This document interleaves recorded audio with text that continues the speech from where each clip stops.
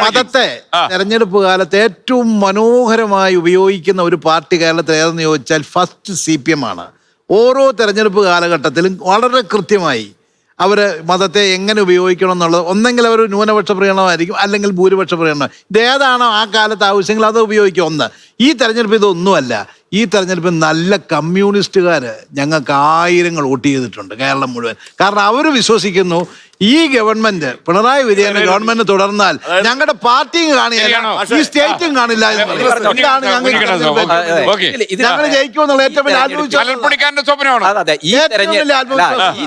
എത്ര പേരാ മാറിയത്, എത്ര ആളുകളെ. ആവേശം കൊള്ളണ്ട, അങ്ങനെ ആവേശം കൊള്ളല്ല. ഈ തെരഞ്ഞെടുപ്പിൽ കേരളത്തിൽ നല്ല കോൺഗ്രസ്സുകാരും നല്ല മുസ്ലിം ലീഗുകാരും ഇടതുപക്ഷത്തിന് വോട്ട് ചെയ്തിട്ടുണ്ട്. SIR കൊണ്ടുവന്നത് പിണറായി വിജയനാണെന്ന് വ്യാജ പ്രചരണം നടത്തിയാൽ അത് വീടുകളിൽ പോയി പറഞ്ഞ ലീഗുകാരെ നേരിട്ട് കണ്ട എത്രയോ മുസ്ലിം കുടുംബങ്ങളിലെ സ്ത്രീകൾ ഉൾപ്പെടെയുള്ള ആളുകൾ ഞങ്ങൾ ഇടതുപക്ഷത്തിനാണ് വോട്ട് ചെയ്യുന്നത്. ഇടതുപക്ഷമാണ്. ഞാൻ പറയട്ടെ,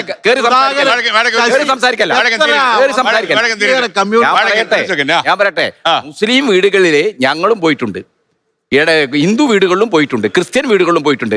ഞങ്ങൾ പോയപ്പോൾ ഞങ്ങൾക്ക് ഒരു കാര്യം വ്യക്തമായി മനസ്സിലായിട്ടുണ്ട്. ഇവിടെ ഇടതുപക്ഷമാണ് ന്യൂനപക്ഷ അവകാശങ്ങൾക്ക് വേണ്ടി നിലകൊള്ളുന്നത് എന്ന കാര്യം വളരെ കൃത്യമായി നല്ല ബോധ്യമുള്ളവരാണ് അവര്. അവര് സുപ്രഭാതം വായിക്കുന്നവരുണ്ട്, സിറാജ് വായിക്കുന്നവരുണ്ട്.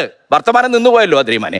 ഈ ചന്ദ്രിക മാത്രമല്ല, കേരളത്തിലെ പത്രങ്ങള്, എല്ലാ മതസമുദായങ്ങളുടെയും പത്രങ്ങളുണ്ട്. ആ പത്രങ്ങൾ വായിക്കുന്ന ആളുകൾക്ക് കൃത്യമായിട്ടറിയാം ന്യൂനപക്ഷ അവകാശം ഉൾപ്പെടെയുള്ള നമ്മുടെ മതനിരപേക്ഷതയുടെ അവിഭാജ്യ ഘടകമായിട്ടുള്ള മൂല്യങ്ങൾക്ക് വേണ്ടി തത്വാധിഷ്ഠിതമായ നിലപാടെടുത്ത് പ്രവർത്തിച്ചത് ഇടതുപക്ഷമാണ്. അതിന്റെ ഉദാത്തമായ മാതൃകയാണ് പിണറായി വിജയൻ. നിങ്ങൾ മനസ്സിലാക്കണം. മുത്തലാഖ് നിയമം അമെൻമെന്റ് വന്നപ്പോൾ അദ്രീമാനെ സാക്ഷി നിർത്തി ഞാൻ പറയാ എന്ത് നിലപാടാ കോൺഗ്രസ് എടുത്തത് പാർലമെന്റിൽ.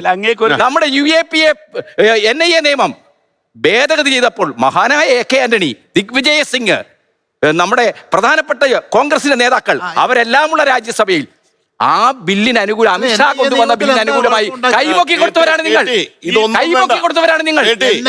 മതനിരപേക്ഷത ഞങ്ങളാണ്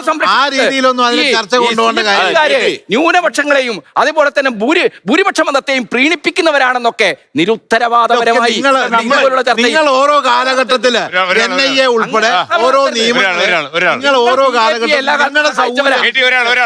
ന്യൂനപക്ഷങ്ങൾക്കെതിരാണെന്നൊക്കെ പ്രചരിപ്പിച്ച് പലപ്പോഴും ആളുകളെ പറ്റിച്ചിട്ടുണ്ട്. ആരും അറിയാതെ PM ശ്രീ പദ്ധതി കൊണ്ട് ഒപ്പിട്ട് കൊടുത്തത്. അപ്പോൾ അതിന് നരേന്ദ്രമോദി PM ശ്രീയിൽ ഒപ്പിട്ടാളാ, അശോക് ഗെഹ്ലോട്ട് PM ശ്രീയിൽ ഒപ്പിട്ടാളാ.